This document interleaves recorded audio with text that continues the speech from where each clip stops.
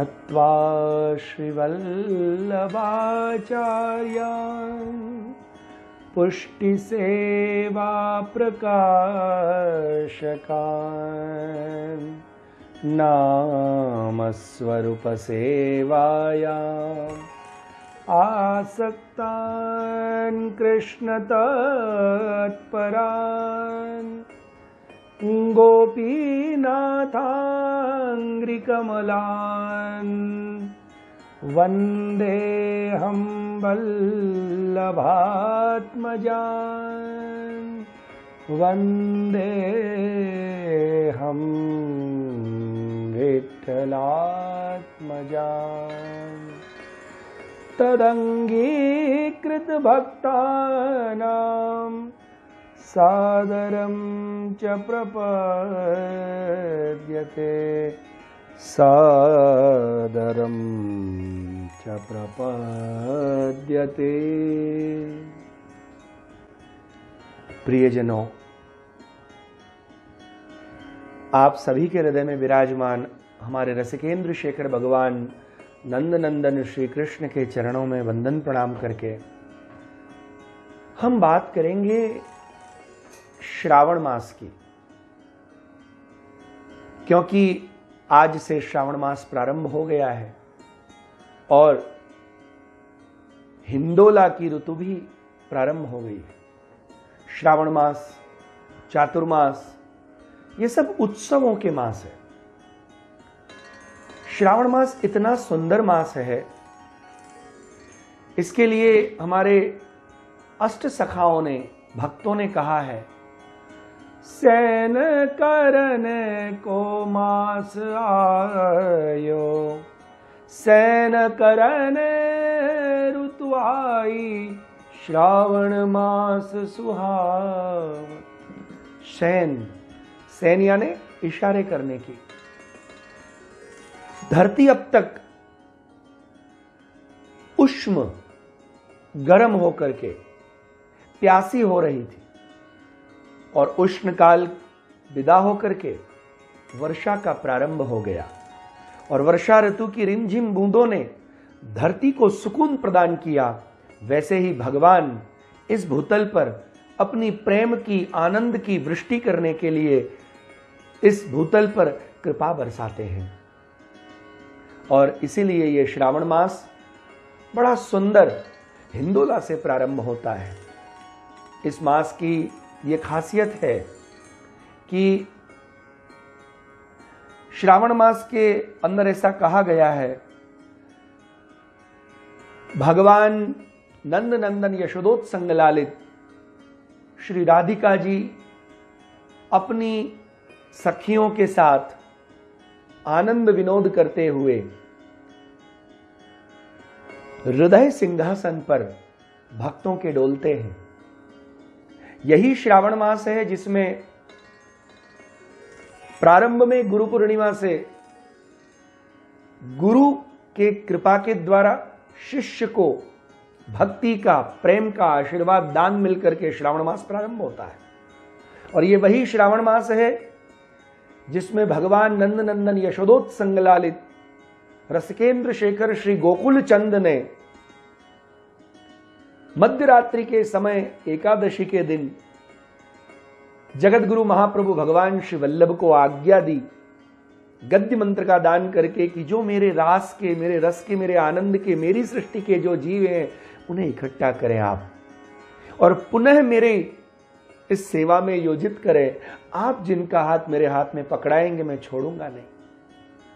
और इसी श्रावण मास में भगवान श्री वल्लभ ने उस मंत्र के द्वारा अपने परम प्रेमी, अत्यंत हृदय में रहे हुए ऐसे भक्त राज श्री दामोदर दास हरसानी जी दमला जी को सर्वप्रथम, और किसी को इस गद्य मंत्र का दान न दिया, उन्हें सर्वप्रथम दान करके इस प्रेमा भक्ति, स्वतंत्र आनंद भक्ति के प्रारंभ किया।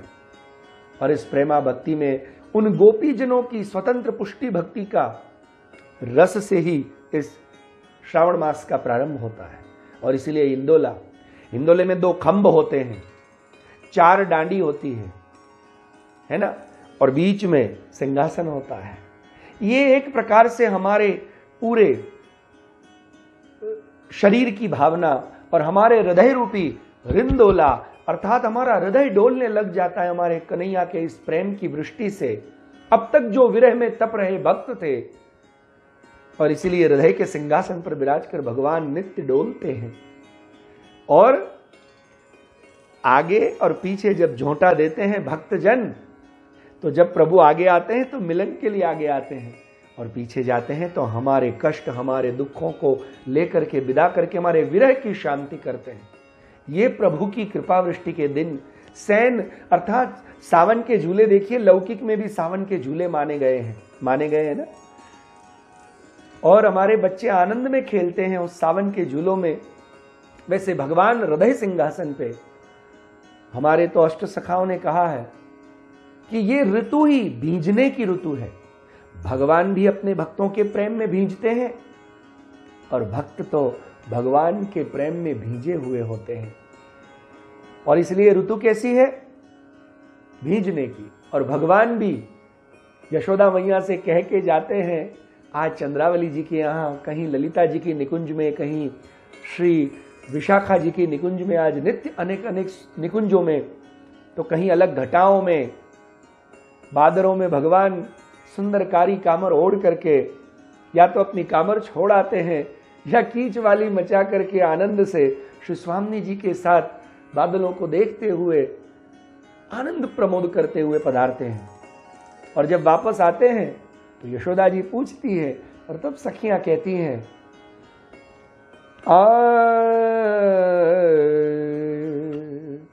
बीजत आएगे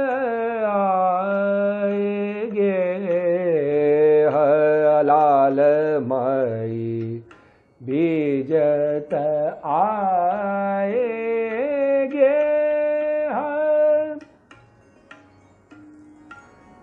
बीजत आएगे लाल माई, बीजत आएगे। हाथ लकुटिया कामर खोई, कूंदत की चसने लाल माई, बीजत आएगे।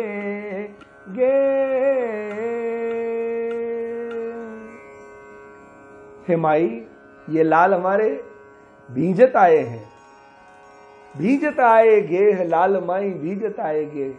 हाथ लकुटिया कामर खोई, कामर पता नहीं कहां कौन सी सखी की निकुंज में छोड़ आए हैं, लकुटिया पता नहीं कहां ऐसी डोल रही हैं, और प्रभु आप स्वयं कीच मचा के, और कौन से कीच, खूंदत कीच स्नेह के कीच में लबालब भगवान आनंद स्नेह के अपने निज जनों के। और ये ऋतु इसलिए प्रेम की ऋतु, इसी ऋतु में नित्य नए नए सुंदर, कभी हरियाली घटा, कभी पीली घटा, कभी श्याम घटा, प्रभु इस प्रकार आनंद करते हिंडोला में।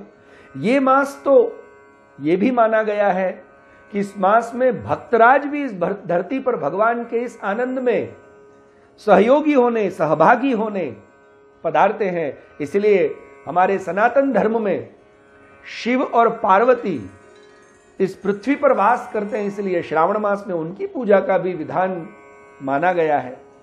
क्योंकि आखिरकार शिव जी वो वैष्णवानाम यथा शंभो हो, इस प्रकार भागवत जी में बताया, तो वो भक्तराज है। इसलिए प्रभु की इन लीलाओं में कहीं न कहीं सेवा का भाव लेकर के आए हैं।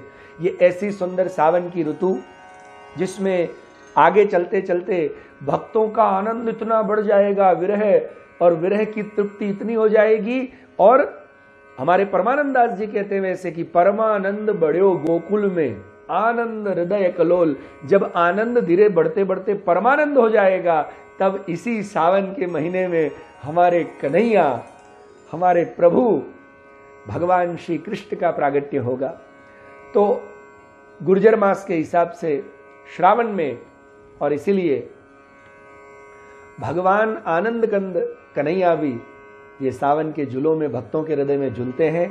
आप अपने घर में अच्छे से झुलाएं नित्य, और झूलते झूलते भगवान जब आगे आए तो समझिएगा कि प्रभु आपके ऊपर कृपा करने, आपको गले लगाने, अपना बनाने आ रहे हैं। और जब हम झूठा दे करके पीछे जब हिंडोला जाता है, तो जब भगवान को झूठा दे के हिंडोला पीछे जाता है, तब भगवान अपने भक्तों के सारे क्लेश, दुख और सारी चिंताओं को दूर करते हुए परमानंद का दान करते हैं। और यही परमानंद का दान आपके जीवन में हो, आप भी भक्तराज की तरह गोपी बन करके उस गोपीश्वर, गोपियों के ईश्वर ऐसे गोपीनाथ की उस लीला में सहभागी हो।